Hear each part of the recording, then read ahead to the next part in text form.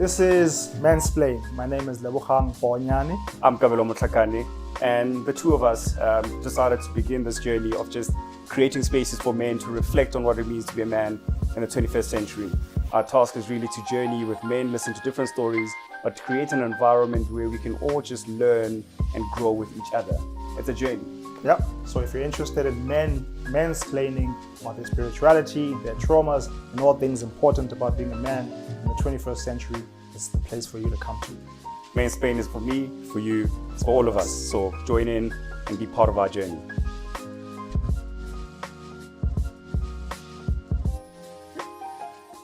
Welcome to Mxnzplain. I am Kabelo and I'm here with my friend and co-host, Ntate Lebo and today really we just want to delve into the conversation around vulnerability for men, right? And I think this comes really from just a number of conversations that we've had around how men, including ourselves, deal or navigate vulnerability. And we just felt that it's a very good conversation to be having. And it's really part of that journey of how do we have a healthier man in society. Yeah. And I think we believe that the best way to really have a healthier man is to have men who know how to navigate tough times and tough moments and having the ability to be vulnerable in the spaces they find themselves in, specifically when those spaces are safe. Yeah. And so welcome to Mxnzplain. We're talking vulnerability. This is for you. It's about us and all of us. Bonyan, welcome. Yeah, so I think this is an interesting one, right? Because you hardly hear the word vulnerability around men, around Machita, just by themselves. But very prevalent, like our partners, our wives, our girlfriends, or whatever, will always say, like, he's not vulnerable. Yeah. Like, he doesn't talk, he's not emotional. So, and I've always had this question of what exactly is, like, what is vulnerability? What does it mean? And I'm not sure I know particularly what it actually means. But at least how it lands enough in my mind or in my spirit, etc., is having the ability and the space to be completely honest with yourself and with people around you about what's going on in your life. Yeah. Like, for real. You know, like, okay, I lost my job. I feel useless. Yeah. Should those things go along together? You know what I mean? Like, I don't know if a lot of people have those conversations amongst each other. So, I mean, what does it mean to you, vulnerability? Sure. Look, it means a lot of things to me. But as you were speaking, I actually thought to myself, I think sometimes the misconception that a lot of males have around vulnerability is generally in the direction of thinking you're being asked to be emotional. Yeah. And I think there's actually a difference between being vulnerable and being emotional. Why do you say that? Because I think for me, being vulnerable is the ability to sense where you are and what you're feeling and where you're feeling it and being able to translate that into words. Okay. Right? Like you said, I've lost my job and this is how it makes me feel. I feel useless. I feel that I've lost my ability to care, to protect, to provide, right? And that's vulnerability. Whereas being emotional in my mind would be, I lost my job, now I'm just crying and drinking myself to sleep. Okay. Whereas vulnerability is a bit more courageous, because vulnerability says, I can see where I'm torn, I can see where I'm hurting, and this is how it's making me feel. But it also it almost invites you to reflect, right? It's almost like it's a critical reflection of your state of mind and of being. So that's how I would voice it out for myself. How do you? Because it's interesting. You said, like, vulnerability is courageous. Yeah. How do those two things actually meet each other? Because that's interesting, right? Like, okay. I would assume most people don't think that being vulnerable is being courageous. So maybe just talk about why you specifically chose that phrasing. So why I think it's courageous is because you can't be vulnerable if you're not in touch with yourself. Okay. You can't be vulnerable if you're not honest and clear about where you are stationed at a specific time, right? And so in order for you to do that, you need to be able to almost strip yourself, right? Almost like strip yourself naked, and stand in front of somebody that you love or somebody that looks up to you, and actually say, I'm failing. I'm not in the greatest of space, and this is why. This is what I'm feeling, right? And for me, that's where the courage comes from. It is when you realize that in speaking it, in sharing it, it provides you an opportunity to digest it differently, and sometimes just to get somebody else's opinion about what you're feeling. Because I think the silence amongst men specifically is what chills a lot of us inside, because we're happy to chat about the good things that are happening in our lives. We're happy to chat about the highlights or the great stuff. But when it comes to things that are really tough, right? Things that have this element of, if I share this, I may not appear as being man enough, right? Or being manly. Then we shy away from it. And vulnerability is that thing that says, yo, this is me. I am bare, right? I am broken, and I need to heal. But what's the advantage with being able to own that space of, hey, this is what happened. This is how it's making me feel, and therefore I feel broken.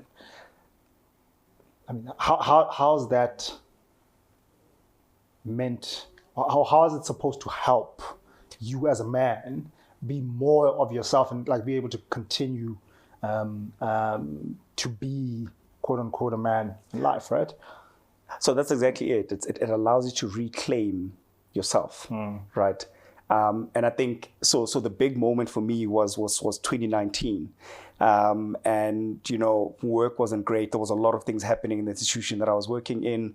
And I think me being the type of person that I am, I'm always pushing for spaces to be as equitable as possible, right? And I think when you do the work of transformation and diversity and change management, you're working with people's hearts and minds, but it also means that you bear a lot of that pressure and a lot of that pain that people carry, right?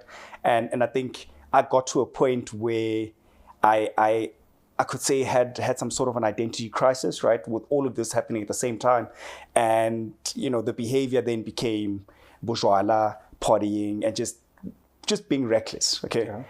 Because you go into self-destruction mode because that is the only space where you feel not seen, right? Because no one expects anything from somebody who keeps failing, right? But for somebody who keeps winning, the expectation is that you maintain that. But if you destroy all of it, then, it's dead, it's gone, right? And I think, so when that happened, I then had a conversation with my wife, and she said to me, dude, this is not the man that I married.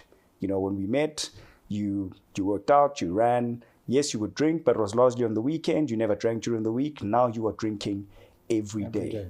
And she was like, you need to deal with yourself. And you this need was to as a sort result of yourself work out. that you were behaving So like I think it was a result of work. It was also a result of imposter syndrome. Because I think at that point in time, I was doing so much. And I think some elements of my life were probably at the height of what I was doing. And it felt great, right? It felt like being on top of the mountain, but you're on top of the mountain, but you also feel like a failure, but you also, and feel like an imposter, right? And it's just like, ish, they're going to realize that I don't belong here. They're going to realize that I'm a fake. And all of that pressure begins to mount in you. And you now don't know what to do, right? But now you must stay strong, because now you have I think my daughter at that point was, 4?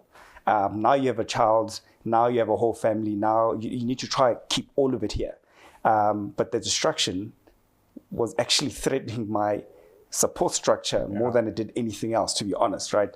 And when we then spoke about that, I then realized I need to do something about what I'm feeling, right? And then I started seeing a psychologist, and I think a lot of the work that happened there, the first few sessions were miserable. Because it was with the psychologist. The first few sessions were miserable because it was that point of really looking at, why are you being destructive to yourself, right?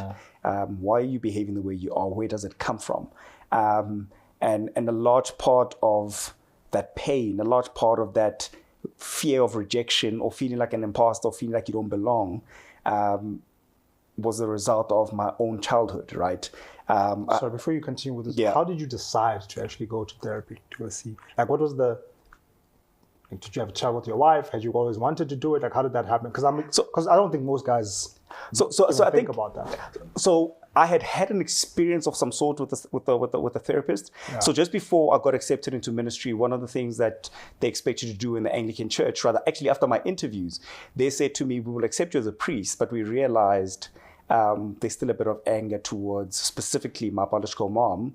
And they said to me, "We would recommend that you spend some time with a psychologist to work through that," right? Okay. And I think that one was, in my mind, yes, I was vulnerable then, but those sessions specifically were really to somewhat appease the church, to say, I've done it. I've spoken to the psychologist. The psychologist has written a report. I'm good to begin, right? Whereas this one was more of a, yes, my wife is not happy with what I've become and what I'm becoming, and I need to shift that, right? But I also didn't like the guy I was, right? I didn't like how I felt. I didn't like what I was starting to look like. I didn't like that feeling of waking up every day with a headache or depending on Panados every night because, you went 1-2 bottles more than what you should have. And I was just like, I'm not this person. And I realized the only way to reclaim myself was to actually prioritize me, right? So the decision was, as much as, yes, a part of it was to protect my marriage and to protect my child so that she grows up with a responsible dad, it was also a thing of, I can't be any of this until I figured out who this guy is, right? Who is Kabelo in the context that he finds himself. And therapy helped you to do that? It did. What was, if you could few things that happened for you in therapy that you think would not have happened had you not been to therapy? So I think one, I would have not been able to link that my need for affirmation and assurance was a childhood thing. And I think when you grow up as a child who basically is raised by a bunch of strangers, yes, sharp, we're family, that we're related, but mom and dad are not there. And you rarely see them, and they have very little impact in your actual life. And you've moved from all sorts of types of abuse, right? And I think for me, that was part of what I was dealing with, right? It was this child who, and that's what I realized in therapy, was that there was a big part of me that held on to this Kabelo, who was the charity case, right? Who lived on hand-me-downs, both in terms of clothes and technically where he lived, right? It was people generously giving to me so that I could survive and I could live, right? And having that background of having lived in a shack, being homeless at some point, and with my mom moving from one place to another, just trying to find a place to sleep for a night or two, depending on how long we were welcomed, wherever we were, right? And to be that child, and then you find yourself at, a very elite institution, and you have a fairly important role, and there are all these opportunities that are coming towards you, and there's all these assumptions and pressures of who and what you should be. You then spend too much time on the stage. You're acting now, right? You're a performer, because the crowd has a certain understanding or view of who you are. You've learned to blend in, but you're still not yourself, right? So therapy then forced me to start peeling, the wounds and looking at the wounds that little Kabelo had, right? The rejection, the need for constant affirmation, the need to be reminded you are loved, you are cared for, you're important, you're a person, right? You don't need to perform for us to acknowledge you, because that became the mechanism, was we perform so that people realize we exist. And that was the beauty about therapy, is that it forced me to go back to memories of my childhood that I had shut out completely, because I was not ready to do with them, right? They were too painful, and I couldn't walk around society as that poor child.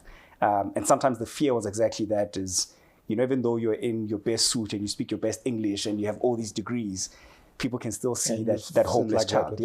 You're right. People can still see that homeless child. People can still see that child who's wearing hand-me-downs, because that's the person that I still saw. How did it feel because I'm assuming you had to reveal those stories to your therapist. Yes. Doing that, how did that feel for you? What did you go through in order to be able to do that? Absolute crap. I mean, sometimes I'd come back from those sessions and I'd be completely shattered. And, you know, you sit there and you're just like, I'm messed up, right? And you begin to realize the moments where you became very destructive in your you know, your years in your early 20s, in some of the relationships that you lost. You realize how much damage you caused because you didn't know yourself, because you had not dealt with your own insecurities, you had not dealt with your own shortcomings. And so there were moments where I'd literally get home and I'd go, because I love running and I digest life through running. You know, I went for one of the sessions that we had where we literally spent a whole hour in a 3-point conversation, you know, of baby Kabelo, Kabelo who is the professional, and Kabelo who is the perfectionist, the narcissist, the one that wants to make sure that the wounds and everything else does not show. Went for a run, and I kid you not, 10 kilometers in, I was still not okay, right? Got home, and as I started bathing, I just started crying because right there and then I was just like, flip, I have so much work to do on me, right? And all this would not have happened had you not gone I to therapy. honestly think if I had not gone to therapy, a lot of who I am now would have not been achieved, right? I had not gone to, I mean, I even discovered interesting things that your medical aid actually provides 15 free sessions a year, right? A lot of people don't know about that. That's more than 18,000 rands of free therapy sessions, right?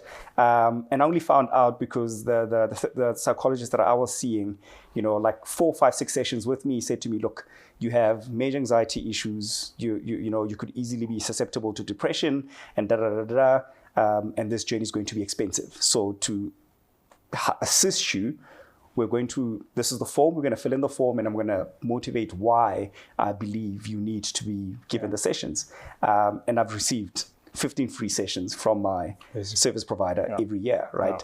And I think the amount of work and good that has come out from it has been amazing. And there's moments where you walk into these sessions and you're like, we've dealt with a lot of the big stuff, right? We're okay, so the session should be easy. Or you get there and you don't even know what to talk about.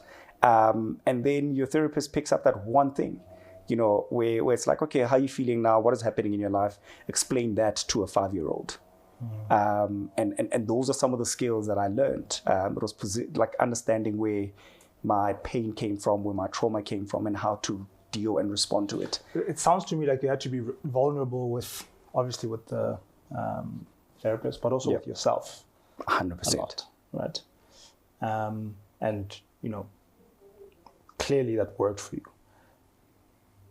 How did you then become vulnerable with the world around you post that? Or did you? Or have you?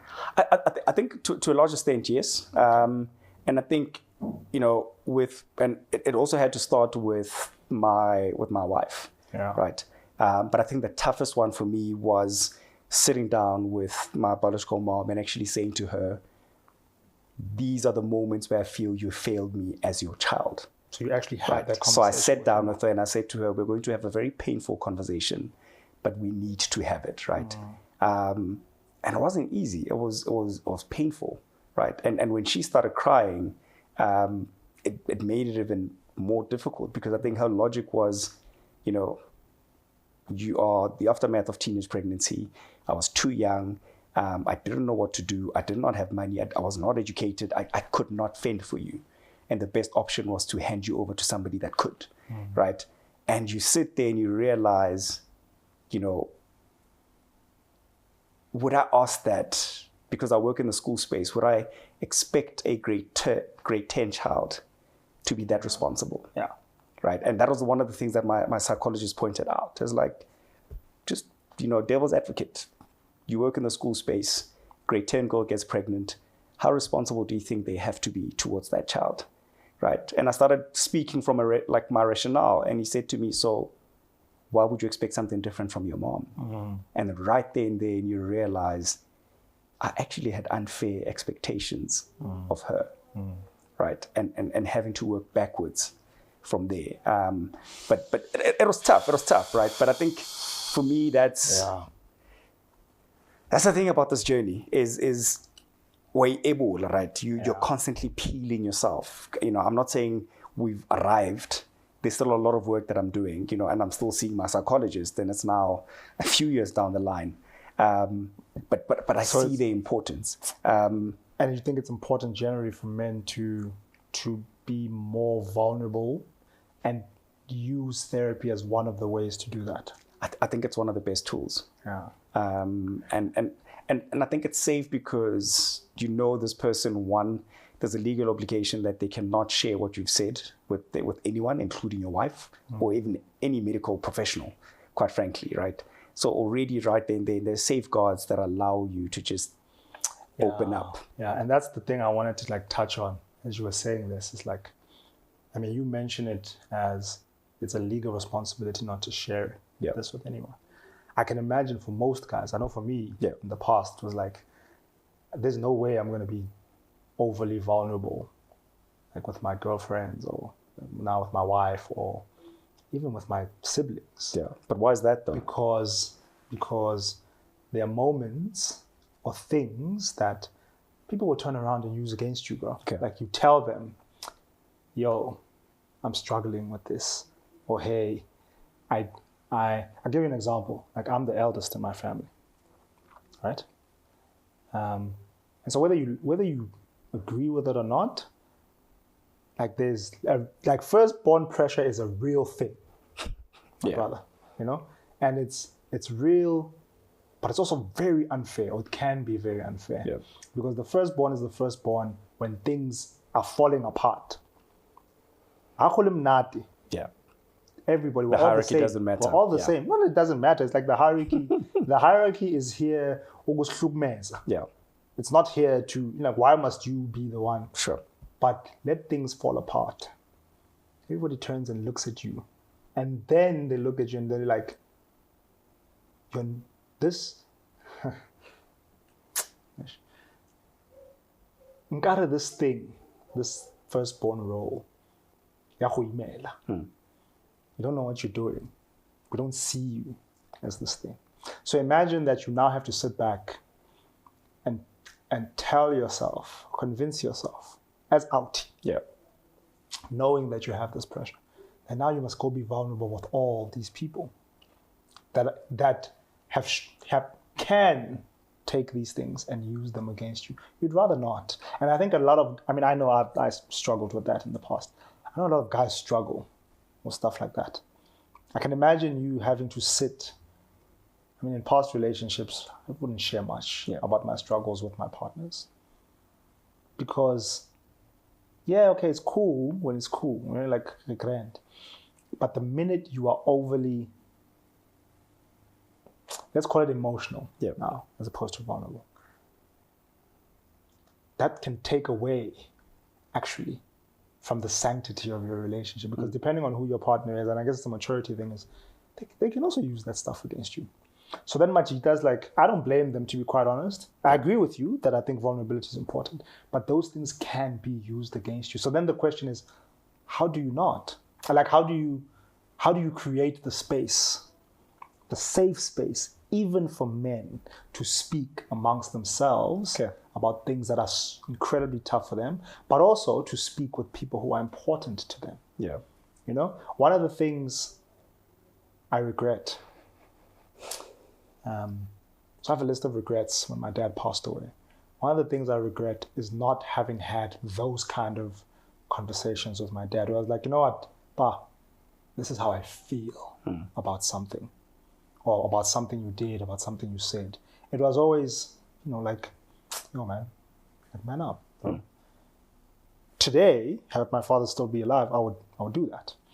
And so I've had to learn to be vulnerable with my mom, for instance, as a result of not wanting to have any regrets, if ever, something like that happened. So I tell my mom. Yeah. And I'm vulnerable about various things. It's I have no idea where the money for this thing is going to come from. and I'll tell my mother. But the again, back to the firstborn thing, because your mom also looks at you as the dude. Yeah, you graduate from being the child to the man of the house. Yeah. So now, when you're saying you can't, the whole house falls apart, bro. The house of cards just drops. Yep. Right? And so this vulnerability thing is not easy, man. Like so I agree with you. I think it's incredibly courageous. It's incredibly necessary, and men should build the muscle to do it. Because otherwise, we're just going to kill ourselves, right? I mean, we can see what the suicide rate is. Yeah. Globally, the suicide rate amongst men is higher than anywhere else. Well, the suicide rate of black men is scary, exactly. right? Because in Dota must. Yeah. Because boys don't cry. Because, be a man. Like those things, we say them in jest, but yeah, homie, So just on that, right? When Ricky Rick passed away, I sat there, and for me that was I can't say I didn't have a relationship with the man, right? No relationship at all, actually. But when that happened, it felt like it happened to me. Because you knew the right. guy through yeah, what he right. showed, right? Yeah. I think through what he showed, and I think a number of people within my circle knew him at a personal level, but it felt too real because we're the same age, that type of thing. So you're just like, that could have been me. And this was after like a year or so of me having dealt with what was happening to me in 2019. And right there and then you sit there and you're just like, men are struggling, right? But also you're saying men are struggling from the point of view of I'm struggling, right? Because I can assure you that even at that point in 2019, there were moments where I thought to myself, maybe that could be an easy way out, right? I wouldn't be a failure if I just mistakenly accelerated a bit too fast on a curve and went over the bridge, because then he passed away, he was still young.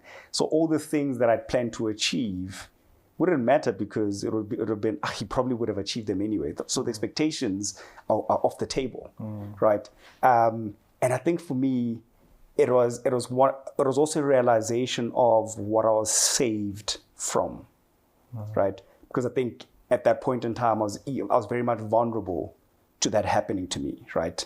The playing field was very clear.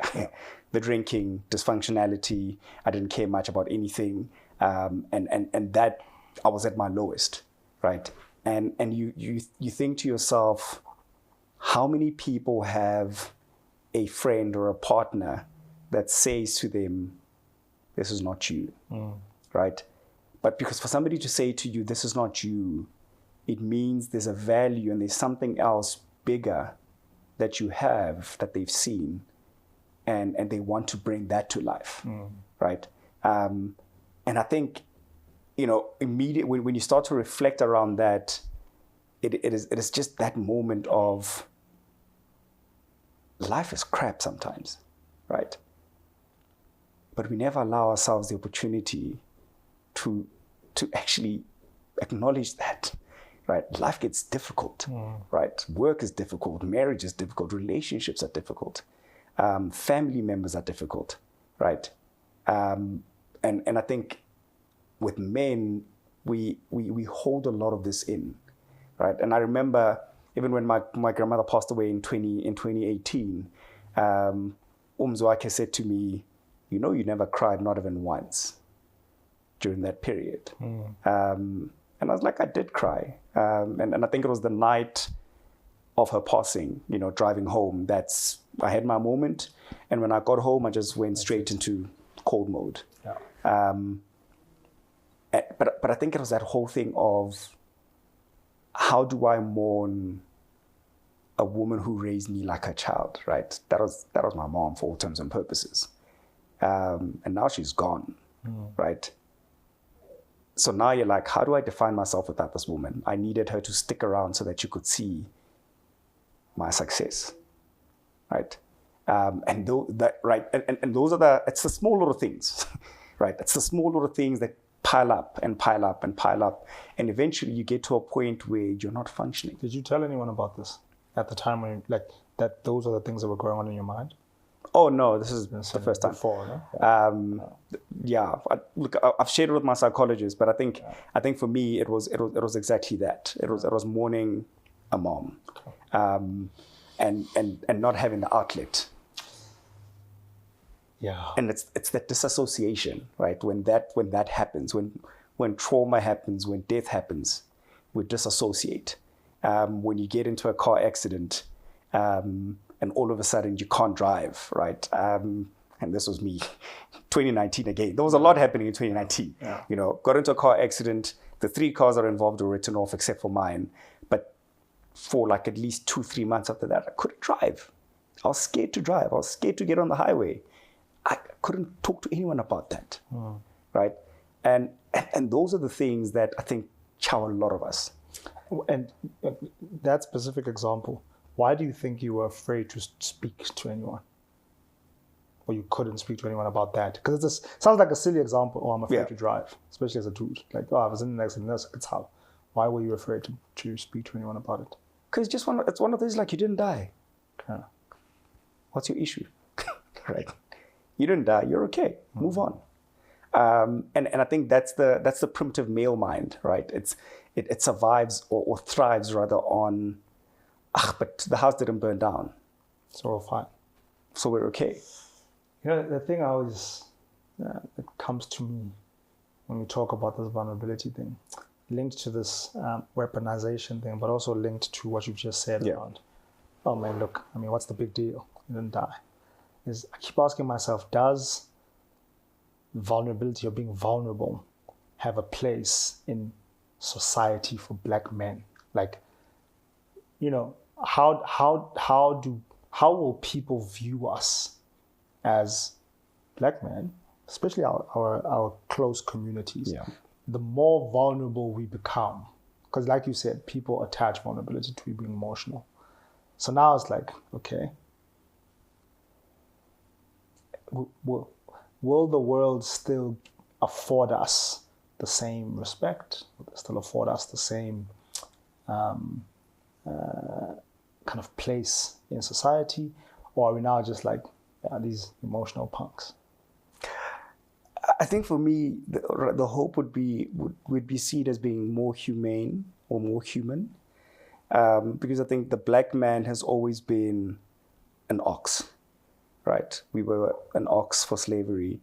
We were an ox for the economy in most situations, and so you just keep at it. You know, you just keep working. You just keep pushing, because you're not expected to fall apart because you're labor. Yeah, but that's right? general society. No, true. And I think what I'm trying to highlight is that same mentality has penetrated even the 21st century Black man who has access to privilege and certain things, right? They still behave like that ox, right? We still behave like the stereotypical definition of Black men being these strong, hard, emotionless, animal beast things, right? And the problem with that is that it forces us to disassociate from our humanity and from our pain, right? And I think, you know, I find, or rather, and well, let me not even justify it. I find that maybe part of the abuse that Black men show towards their families and their partners comes from the fact that there's so much crap that is piled up in us. There's so much nonsense that we're holding on to that is crippling us from actually showing up in the world. Outlet. And so as an outlet, we would rather drink and be debaucherous instead of saying, hey guys, I'm tired of being the provider. Yeah. I actually want to just sit sometimes and cry and be emotional, right? But we always want to keep up this facade of we're strong. And it's not helping any of us, right? And I think even at this point, I'd even go as far as saying it's not helping any man, Black, white, colored, Indian, doesn't matter who you are.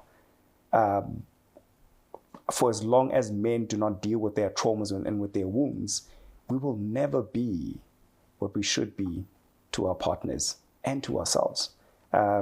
So it's one of those. It's just like the choice is simple, right? Is be vulnerable or continue destroying. What? Be vulnerable or continue destroying? Yay. That's the choice. That's the choice, Lebo. Damn, yeah, that's wild. Because if you're not going to destroy your family, you're going to destroy yourself. Yeah. If you're not going to destroy yourself, you're going to destroy the community you belong to. Yeah. So the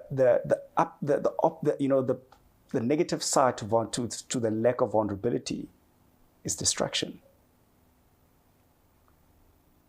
We become destructive. And you're seeing it continue to more and more and more. Yeah. Given your other vocation as a man of the cloth, do you think that a man can have a true intimate relationship with God or Christ if they're not vulnerable? It's impossible. Honestly. It's impossible. And I think I'm saying it's impossible because, that whole conversation about weaponization, right? There's been moments where even in my sermons, I share about my journey and my childhood, right?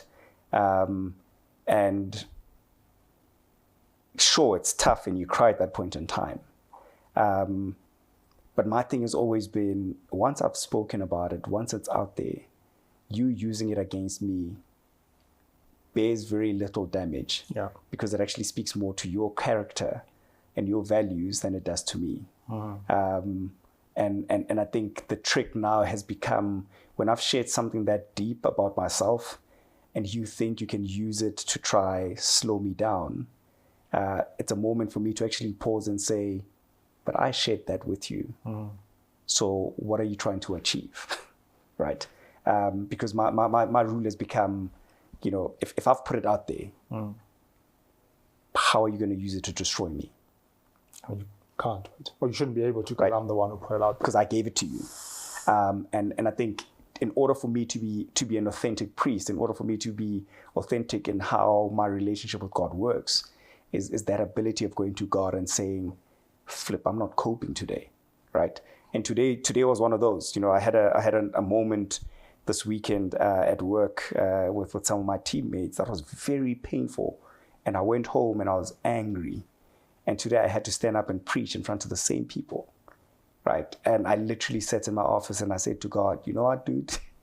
I can't preach. I can't talk to these people because they hurt me, right? But you still stand and you preach. But in the preaching, you highlight the very thing that broke you in a way that gives life to another person.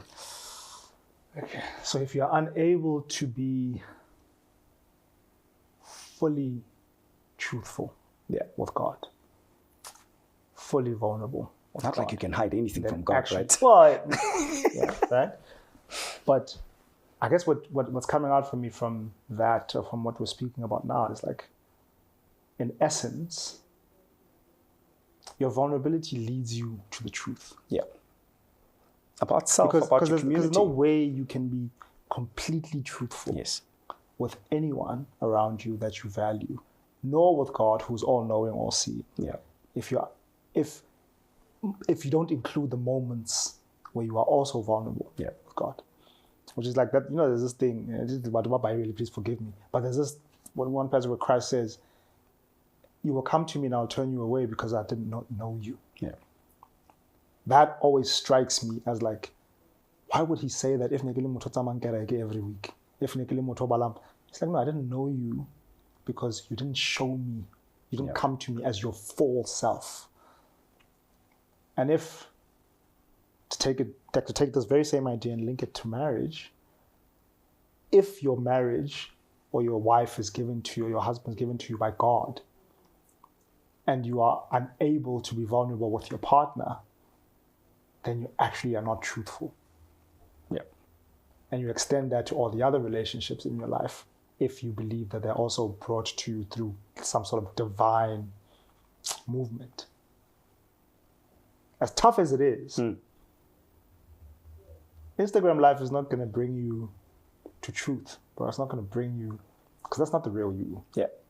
It's the you that you choose to show people, but like the real you. That's a show and tell you.